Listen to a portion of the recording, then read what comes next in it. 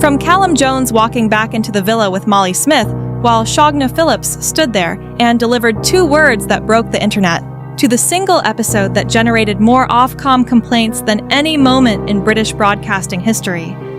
These are the Love Island moments that didn't just upset fans. They made them angry enough to do something about it. 10. Maura straddling Tommy, Season 5 UK. Maura arrives as a bombshell with her sights set on Tommy, who is coupled with Molly May and very clearly not interested. Maura straddles him on the daybed and attempts to force a kiss. Tommy physically moves away. You don't want a kiss? Just a peck. No. Give me on the cheek. Oh. Yeah. 709 viewers file complaints with Ofcom describing it as sexual harassment. Ofcom dismisses them, citing the context of their relationship. Maura never addresses it publicly. The 3 of them remain close friends after the show. This ranks at 10 because the number is significant, but the moment is brief. What builds above this lasts entire episodes, or entire seasons. This is where individual moments end, and sustained damage begins. Number 9. Zara Holland stripped of her crown, Season 2. Zara enters Season 2 as reigning Miss Great Britain. She shares an intimate moment with Alex Bowen in the hideaway. While she's still in the villa, isolated, no phone, no access to the outside world, Miss GB strips her of her title and announces it publicly. She finds out after leaving. 20 days of not knowing a decision about her public identity has already been made while she had no way to respond. Former host Caroline Flack publicly calls it unfair, saying someone needed to be Zara's voice when she had none. Fans agree. The Miss GB organization never fully recovers its reputation from the decision. This ranks at 9 because the cruelty comes from outside the show. What ranks above this comes from inside, and the producers are complicit. Number 8. Callum leaving Shauna for Molly, Season 6. Callum and Shogna are coupled from day 1. She stays loyal throughout Casa Amor. He walks back in with Molly Smith after approximately 2 days, and tells the host he wasn't unhappy with Shauna, there was just something missing. While Shogna is standing right there, the other boys confirm it. Callum was a completely different person in Casa Amor, more affectionate. Everything Shogna had been trying to get from him for weeks, he gives to a stranger in 48 hours. Shogna's response becomes the most quoted line of Season 6. 2 words, delivered without flinching. Congrats, hun! Congrats, hun. Fans don't forgive Callum, not because he recouples, but because of the specific cruelty of telling someone they weren't the problem while standing next to the person who replaced them. This ranks at 8 because Shogna walks away with her dignity intact. What ranks above, this leaves nobody walking away clean. This is where personal betrayal ends, and format-enabled cruelty begins. Number 7. Amy Hart's Casa Amor Breakdown, Season 5. Amy comes back from Casa Amor single, having stayed loyal, ready to tell Curtis she loves him. Curtis is also single. Amy allows herself relief for approximately 30 seconds before being told the full story. His head had turned, he'd tried to pursue something. He didn't want to be with her anymore. 314 welfare complaints filed with Ofcom. Not anger, welfare. Viewers watching someone process heartbreak in real time and deciding the show needed to be held accountable. And then Amy delivers the line. I was coming here to tell you I loved you. I was coming back here to tell you that I loved you. I was coming back here to tell you I loved you, right? This ranks at 7 because the pain is Amy's alone, and she handles it with more grace than the format deserves.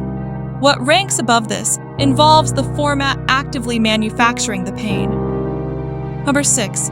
Danny Dyer's manipulated footage, Season 4, UK. Danny and Jack are the couple. Season 4 is built around.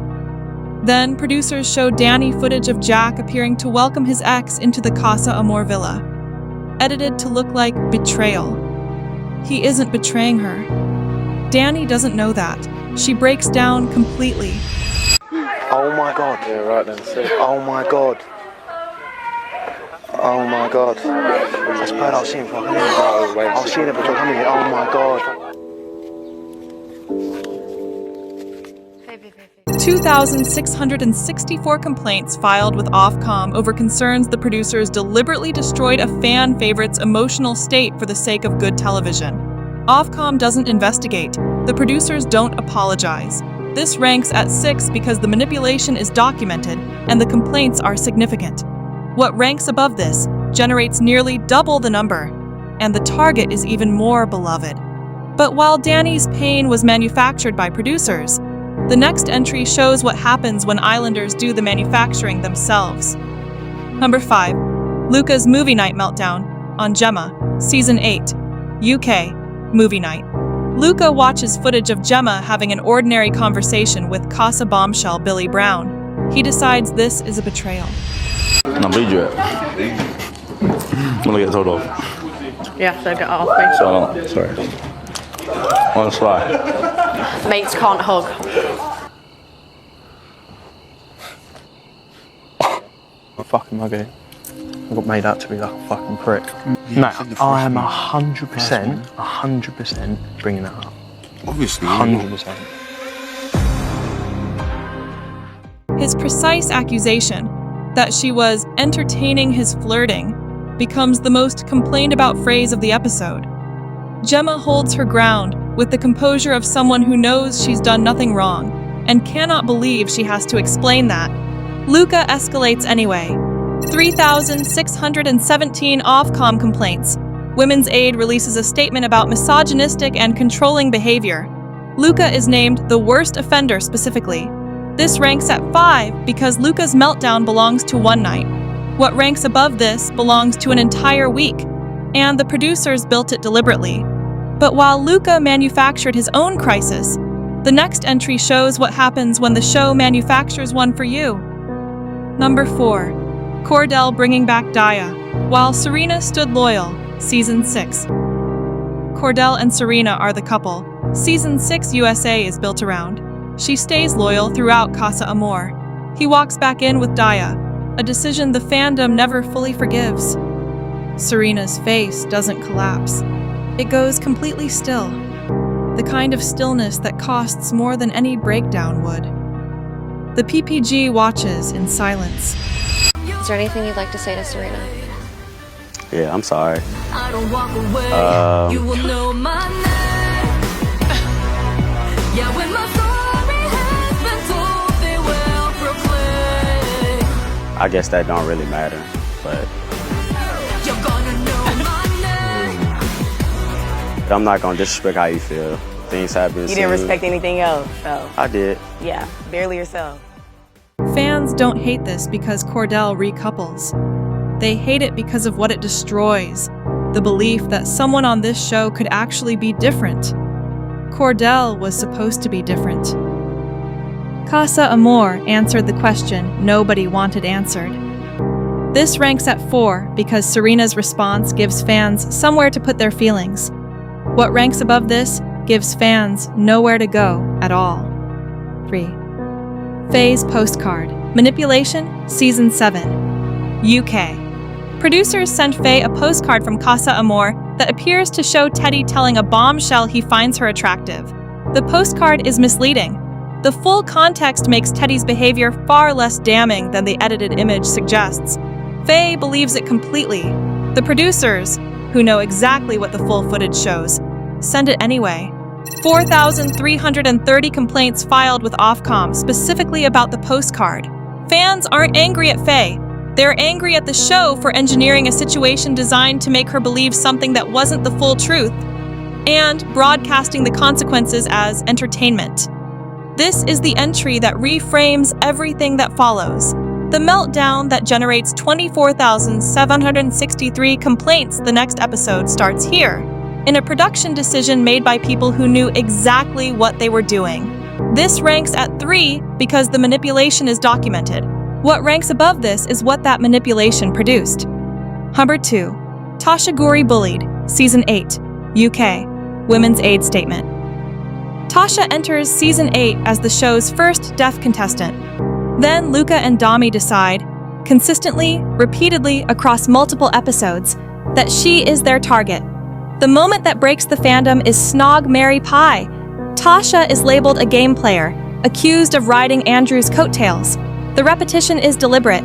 Two men singling out one woman across enough episodes that the pattern becomes impossible to ignore. 1,500 Ofcom complaints. Women's Aid releases a statement.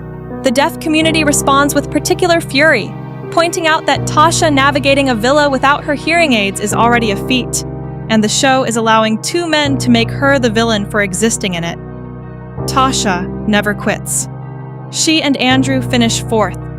The fandom's anger at Luca and Dami outlasts the season entirely. 1,500 people watching a disabled woman repeatedly targeted on national television and deciding someone needed to be told. The show lets it continue anyway. This crossed a line the format couldn't come back from. Number 1. Faye vs. Teddy, Season 7. UK, 24,763 complaints. This is the moment Love Island history is measured against. Not because it's the most dramatic, but because it is the most documented. The single episode that generated more official complaints than any moment in British broadcasting history. Teddy stays completely loyal throughout Casa Amor. The postcard plants a seed. Movie night waters it. Faye watches a stripped of context clip and something breaks. She goes off for approximately an hour. 57 F-words, calls Teddy a prick, gives him the middle finger, goes after anyone who intervenes. Teddy doesn't raise his voice once. You though, so it's a you problem, Obviously you do. because it's so a talk you. about it rather Yeah. than doing that. You could have told me all of that. Like shouting from it, buddy. I asked you to walk off. So keep walking. If you don't want to hear it, I do keep want to hear going. it, that's why I'm stood here. She wants everyone to hear. Yeah, Oh, everyone else. big bollocks over her neck. 24,763 Ofcom complaints overnight. 2 charities issue statements. Ofcom dismisses them, ruling the content was within viewer expectations. That ruling is its own verdict on what the format expects. After leaving, Faye speaks openly about the agoraphobia, the exposure therapy, being told online her life wasn't worth living. When you get told enough that your life isn't worth it and you shouldn't be here, that takes its toll. The fandom never fully moved on. Not because of what Faye did to Teddy, but because of what the postcard did to Faye, and what the internet then did with the result.